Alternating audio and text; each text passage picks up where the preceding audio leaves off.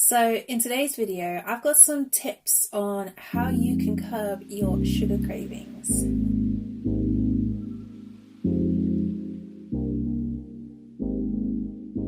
Hi everyone, welcome back. And if you're new here, I'm Christinasky. So today we're going to talk about sugar cravings and basically how you can curb them. I've previously done videos where I talk about being sugar-free and my experience. So I did a 30-day challenge. I did like a confession video, like I'm a slave to sugar. You can check them out maybe on the screen or at the end of down in the description or the end. I've done some recipes. So without further ado, let's get into the video. So first and foremost, just like when you become vegan or anything that requires you to remove something from your diet, replacements are key. And when I was doing the 30-day challenge, there was some things that I used basically to kind of balance myself so I could keep going through. And recently, I found more things that can help. And that's things like bananas, raisins and nuts. Those three things, if I have those, I don't even have to touch a drop of sugar.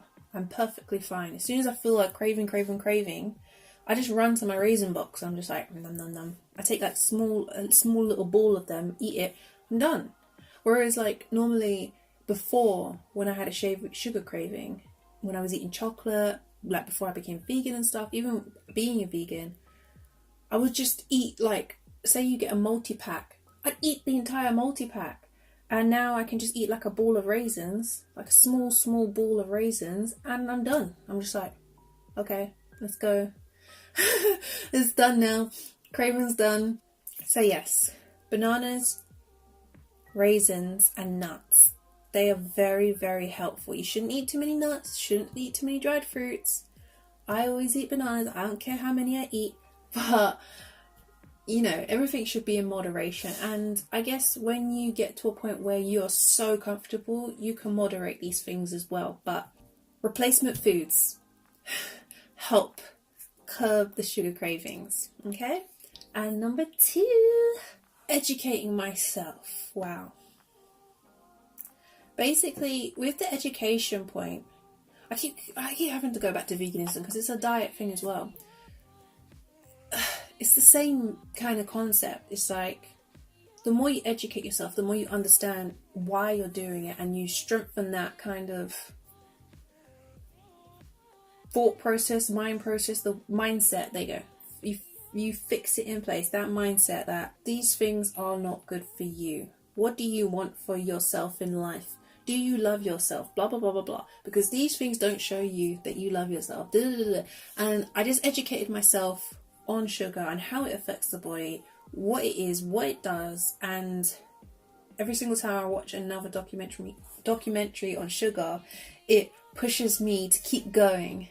Like when I fell off the bandwagon and I ate a bit of sugar again, I just watched a documentary and I was like, gotta get back to work, can't be eating this crap kind of thing, let's do this.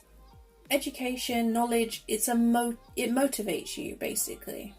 That's what I felt anyway, and I could basically consciously make a decision about what I'm eating instead of just grabbing something that I see and it's just triggered me, like I need that. That's so like primal, or is very like unconscious. You just grab and go. That whole concept is so wrong in my eyes now. So yeah, I can consciously make a decision about what I'm eating and actually really think about what I'm eating. Sometimes I don't think about it, but I more so think about it now. I'm very focused on what I eat. I'm very focused, and I make sure I'm conscious of what I'm doing when it comes to food. Sorry if you hear yawning, it's Duke in the background. Number 3 is you get to know what foods have sugar in them. And as time goes on and you build up your knowledge base of sugar, you know what to avoid. So in the sense of when you go shopping or to the supermarket, you basically avoid certain aisles, if that makes sense. I avoid things like the biscuit aisle, the crisp aisle, cereal aisle, The only time I'm so glad in Sainsbury's, in the cereal aisle, it got my oats, but the oats are right on the edge. You don't even have to go into the aisle to get the oats. So I just grab them and I get away from that aisle as quick as possible. I'm not so bothered about it now, but in the beginning, it was good to know that that aisle's not for me, that aisle's not for me. Let's just focus on our aisles and we'll get through this. Because as well, if you are someone who shops hungry, you're more likely to go buy all the sugary crap and see all the deals and be like, I want that and that and that. Well, avoid those aisles and that won't really happen too much. It might happen a little bit because some of the offers are on the edges. You avoid those aisles and you get your shopping and you get out of there and you're done. Another place as well that you might have to do this is in your home. Like if you share a home with like family members, or you're in a relationship or friends or something, you might open the fridge and be like, oh my god, look at all those chocolate bars, look at all those snacks, and it can set you off. Like, you have to think, in your mind, you'll see packaging. I feel like it's made like that. The colours, the writing, you see the packaging and you want it. It's immediate want. It's like your mind knows that's going to make me feel amazing, taste good, let's go for it. This is why in my house, I don't go in certain cupboards. Now I don't, it's not no segregation kind of thing. I did do it before. I made sure my mum put all her, and my family put all their snacks into this cupboard. The fridge is a bit harder to do because, I mean, we now have individual shelves. We didn't have individual shelves before. So it was a lot harder because I was just like, I want to get to my food, but there's like a million chocolate bars in front of my food. So it helped to have my own shelf at least, because my shelf's at the bottom, which is just above the fruit and vegetable drawer. And I just look directly in there. I don't look up. I still do it today. I guess it's just out of habit. But at home as well, avoiding places that snacks are will help you curb your cravings. Most definitely. The less you see, the less you want.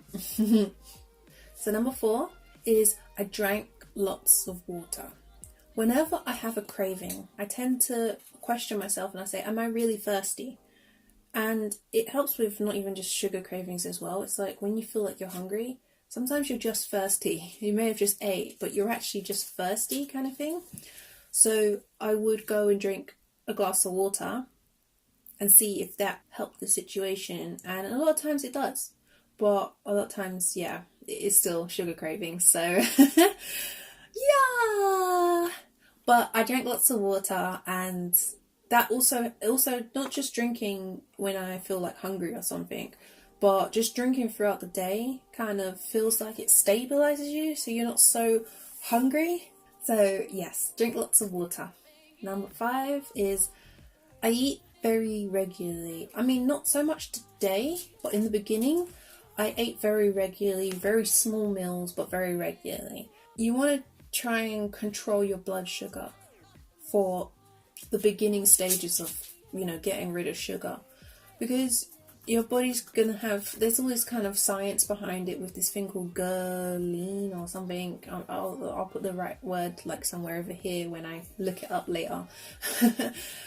But you have things like that control your blood sugar and all this, and insulin, and and throughout the day your blood sugar's going like this. When you eat, it goes up and then it goes back down slowly, and then you eat, so then it goes back up. Whereas when you eat sugar, it goes like whoosh, and it goes practically straight back down. And there's a whole science to it.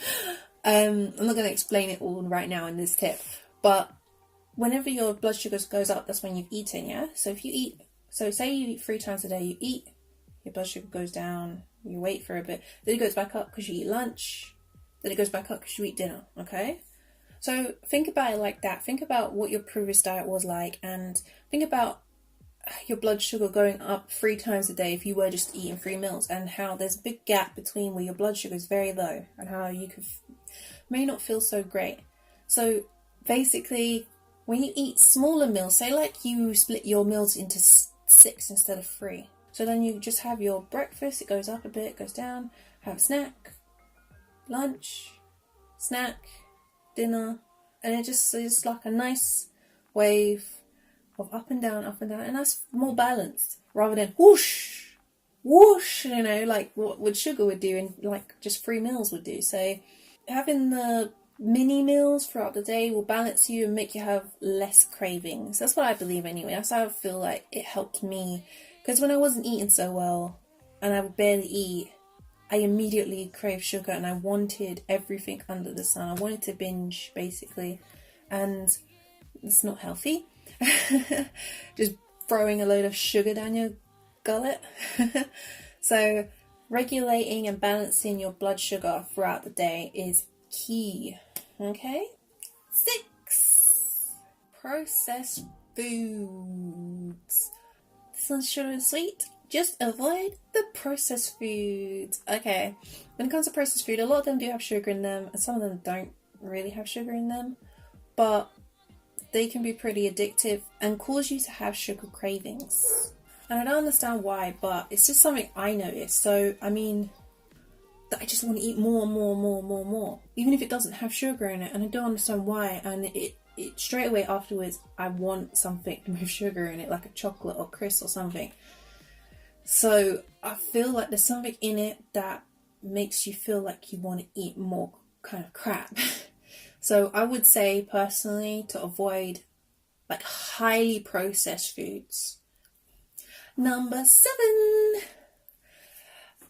Complete the 30-day sugar-free challenge. You know, you can watch my results video and my video before, like how, I don't know, I can't remember what I said, but I'm pretty sure I was scared or I didn't want to do it or something. But trust me, once you do that 30-day challenge, you are going to thank yourself, because going cold turkey for me was one of the best things I could do. I've done it twice. I've done 2 30-day challenges, for being sugar free, because basically I did it one time. I didn't do it on camera or anything. I just did it for myself, and I continued it for 90 days, so 3 months. But then I went back to eating sugar. I started gaining loads of weight again. I was just like, oh, for God's sakes, just didn't feel good, and my skin was bad and all sorts. So then I just did it again, and because I actually got some more education on it, and I was just like, let's do this again. And it's the best thing you can do to kind of just kickstart your journey into being sugar-free. Yeah, for some people it might be super hard. And I'm not saying that I haven't been on and off again trying to be like sugar-free and reduce snacks and all this kind of stuff. I've done those kind of things. But when I did the challenge, it was the most, for me, some people going cold turkey doesn't work for them. It just makes them go on some crazy binge. But for me, it actually worked, and I know for a lot of you it will probably work. You just have to push yourself to try and be strict with yourself and just be consistent with what you're doing. So yeah, do the 30-day challenge and see how it goes. Number 8, exercise. Now, I know in my 30-day challenge video, I talked about my results without exercise, and I told you that I was literally just strolling, walking a dog. I don't work because of my issues, so I don't have the kind of exercise that you just have in casual day. I live a very sedentary, whatever the word is, life. I'm very inactive because of my leg pain, my chronic pain. And recently I started going to the gym and exercising as well. I exercised at home before I went to the gym, and I started researching about serotonin. I know about it already. I didn't know what it does with sugar and how sugar works with serotonin. But apparently sugar can boost serotonin. And serotonin basically is the happy hormone. So it makes you feel absolutely fantastico. And I noticed that when I eat sugar, for example, this is a very good example for me. This is what I feel is a very good example. I have chronic pain. And whenever I was having really, really, really bad chronic pain, I would go away to the shop or order online and buy a whole load of junk for that week. And I'd be like, I need to be prepared, because this pain's going to kill me, all this kind of stuff. And I bought all this crap, and throughout the week I would just eat the crap. And food, meals, of course. And it would make me feel so good. I was just like, I'm not in pain anymore. I was in pain, but you know, it just gave me that kind of high. I felt high, like I felt like, yes, this is not so bad. And I'm thinking it did help me for a while. It really did help me for a while. But guess what? Exercise also releases serotonin and makes you happy. So recently I decided to swap out the whole junk food, sugar crash thing for happiness with exercise. And right now, I mean, I only started the gym thing like a week and a half ago or 2 weeks ago. And I go 3 times a week. The maximum time I've been is about just over an hour. And then the minimum time is probably like 30 odd minutes, maybe more. And basically all I do is I sit on a bike, or I walk on the treadmill uphill, or I did the elliptical one time when my leg was actually okay. You know, I just do a bit of cardio just to warm up, and I make sure I'm sweating. I just do that for 10 minutes, and then I just go on the machines and just push some weights, you know. And this is what I decided to start off as. And I noticed that the time that comes around when I feel the most pain and I feel terrible, I just went to the gym. And it was very short period. It was a very short like gym workout because I was in so much pain, and I can barely walk sometimes when I'm in pain. So I was surprised I even got to the gym. And I basically just sat there on the bike, did some stuff because it wasn't too much of a hassle for me. And after I came out, I was like, I feel like my pain's reduced. What's going on? It was a very short period of time that it felt reduced. Like as soon as I got home and I was laying down, I was just like, oh, I'm in pain again. But for some reason, I feel it's to do with the serotonin and feeling good stuff. And basically that's what I've been doing anyway. I've been exercising just, you know, my 3 times a week, do a little bit at home, play ball outside with Duke sometimes and stuff like that, do little bits here and there, nothing crazy, and I feel good, and I don't get the kind of cravings that I had before. Like I feel like this kind of period of time when I started again. I don't know if you saw my blog post. I have a website. I don't know if you've seen it. I'll put it here. Lol. I did a blog post about my recent events of sugar, and I think that was about a month ago now, maybe, and how I fell off the bandwagon. And since I've been doing it this time round, I started exercising, and I haven't even wanted to touch a piece of sugar. Like, there's nothing that I want.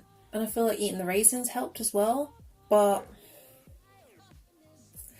exercise, get that exercise. It's not too hard. You don't have to do anything crazy. You can do 10 minutes, just bounce about, do a little dance in your bedroom, and make yourself feel good. And every time you crave, there you go. Try a little experiment. All you gotta do, turn on your favourite song, dance as hard as you can, you know, dance like nobody's watching, throw yourself about, you know, as long as you're okay. Don't overexert yourself if you're not okay. And see what happens. Do it with the other things I said, like drink water and shove some raisins in your mouth, and we're having a party without sugar. Number 9. This might be a weird one for some of you, but it's something that I did for my mental health, because mental health is very important in all of this. Basically, I wrote here, breathe through it and talk to yourself. Yes, I did this a lot. Whenever I had a craving, there was periods of time when I didn't discover some of these tips. So breathing and talking to myself was the only thing I had to kind of get me out of the whole wanting sugar. I would do things like, I would start craving. I'd be like, oh my God, you know, you go into the crazy mode, you're like, I need snacks. Oh. And oh my God. And basically Oh, I can go that crazy. Trust me, even worse than that. But I needed stuff. I needed to eat things. It was on the brain. It wouldn't go away, and I needed it to just go away and just let me live my life. Yeah, I was really feeling, the slavery with the sugar and all. Sugar is a real it's so hard to get out of it. And oh my god, okay. So basically, I would do things like this. It'd be on my mind. I'd be like, oh, I could just go to the shop. I could just get a quick packet of crisp or a quick chocolate. It's fine. Just one time, just one time. But no. Then my mind would be like, no, that one time will then turn into a binge fest. And you'll accept the fact that the shop, the side shop, doesn't take card unless you spend £5. So then you have to use £5 to kind of buy a load of crap. So you can actually buy this one thing. And now you have a bag of crap while you're walking home like, yeah, boy, yeah. And you're like, I'm just going to eat the one thing I decided to buy. And I'll eat this stuff later. I won't even touch it. I'll put it in the bin. But no. 1 hour passes and you are laying there surrounded by the demon you destroyed in your belly. And I'm talking about those sugary snacks. I don't know, I'm just imagining, I'm like, tears are coming. I'm just like, it's so emotional for me. But yeah, I can't believe some of the things I've done, in the past. It's actually quite embarrassing.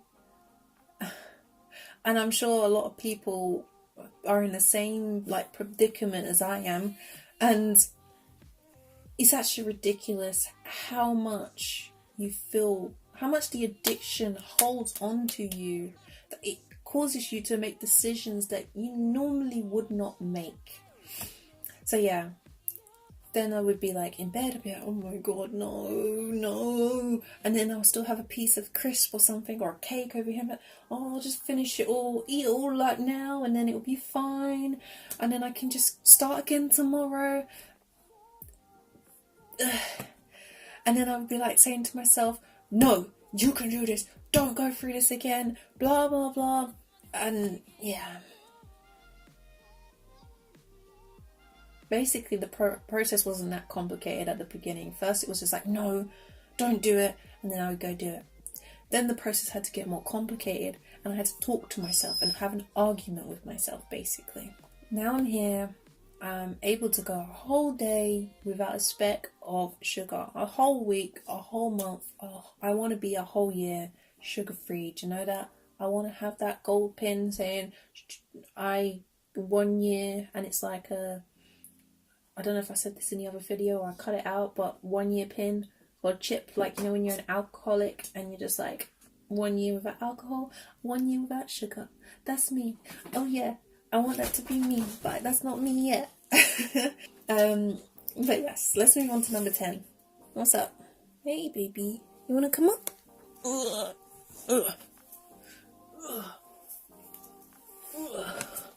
Stay there. So, number 10. Basically what you gotta do is you gotta inform your okay. You gotta inform your family and friends that you're going on this journey, because at the end of the day, they're the people who are going to influence you. Oh my god, Duke, stop!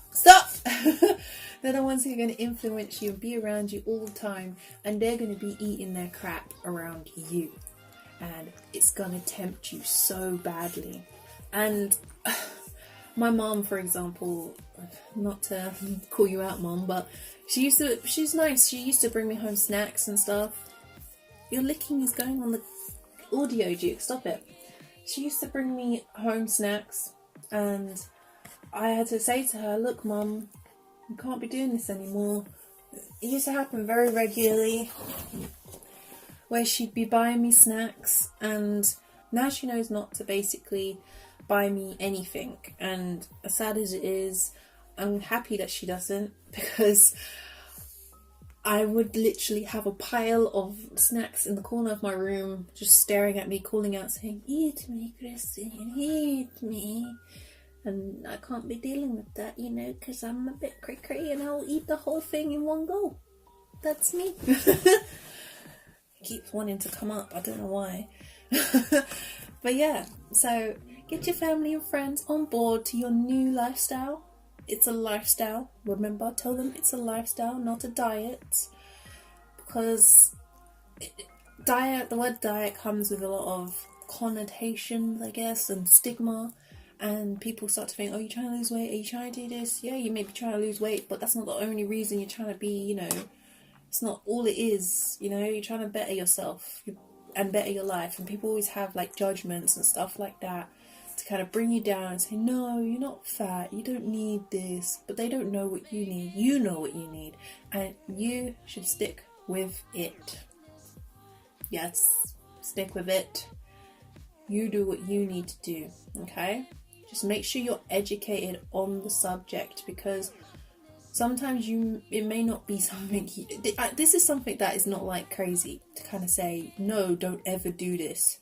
Some things are kind of like overboard, like you shouldn't be doing them, but that's each to their own. So yes, get your friends on board, get your family on board, get your dog on board, because your dog want to eat snacks too. And it will help you not to fall into back into those bad old habits. And support as well is nice to have at the end of the day. If your friends are like on the lookout for things for you, they might be like, oh my god, I saw this in the shop and I thought of you because you said you're sugar free and this is sugar free, and it would be nice, and just someone to kind of say, you go girl, you keep going, that. Or guy, I know there's guys out there who do this to you. I saw your comments, fakes guys. You need support at the end of the day. Sometimes some people, especially in the beginning, you need some sort of support, whether it's from your mom, your husband, your girlfriend, you need that support sometimes. And I mean, it'd be great even if someone did it along with you. If you tell your friends and family, maybe they'll do it along with you, which is magical, because you can show them all the information, and be like, here, look, watch this documentary with me, and let's do this together. We can go to this restaurant. It's sugar-free. And sorry, I don't mean to say it in such a condescending voice, but yeah, it's nice to have support, basically. I'm not going to babble on anymore, because there's a lot of footage already that I need to edit through, and I'm going overboard. So, we've got through my 10 tips to curb your sugar cravings. Let's just quick recap. So basically, number 1, find replacement foods that are going to curb your sugar cravings, that work for you. Raisins, nuts, veggies, bananas might not work for you, so find what works for you. Educate yourself. Number 2, get to know foods that have sugar in them over time, so that you can avoid certain places in the house, in the shop, wherever you go. Number 4, drink lots of water, just in case you're mistaken it for thirst, your cravings. Number 5, eat regularly and small meals. Reduce your portions and eat regularly. Number 6, avoid processed foods as much as possible. Number 7, complete the 30-day challenge and go cold turkey. Number 8, exercise, release that serotonin. Number 9, breathe through and talk to yourself. Let yourself know it's okay, and don't eat that chocolate bar. Number 10, finally, get support from family and friends and inform them about your plans and your journey. So yes, that is it. I hope you do well. Sugar is a hard thing to give up. Sugar is a hard thing to let go of. I know very well. I was very, very addicted. But I'm going to leave it there. Thank you guys for watching, and don't forget, there are previous videos talking about sugar that I have made that you can go and check out, and maybe get some help and some inspiration for your sugar-free journey. Make sure you like and subscribe, maybe even share to your friends who are maybe going through the same thing, or you feel like it might help them, okay? Anyways, I will see you guys in the next one. Love and light.